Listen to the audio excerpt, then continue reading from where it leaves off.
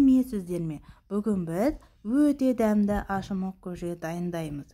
Бұл ашымық көженің жасалу жолдары да көп, және де атаулары да көп. Ашымық көже, ашымал көже, ашыған көже деп те атайды. Мен сіздерге осы рецептпен жасауға кеңес беремін, және де видеомды соңына дейін көріңіздер. Менде бүгін 8 литрлік ыдыс, қандай ыдыс болса да болады. Осындай қылып су құямыз. Менде бұнда 10 кесе су. 1 пиала перловка, осындай кесемен айран және тұз қажет. Ең алдымен суымызды қайнатамыз.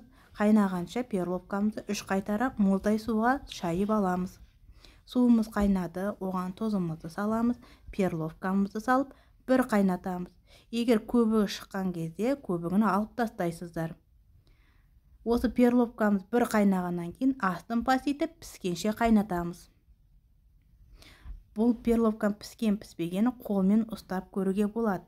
Міне қолмен ұстағанда осылай езіліп тұрады. Енді осы перловка мен суымызды піскен соң астын өшіріп, бөлек ыдысқа құйып аламыз.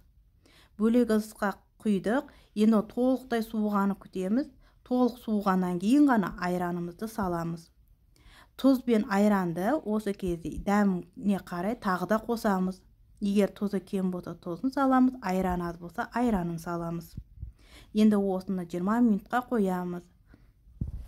20 минуттан кейін іше беруге болады.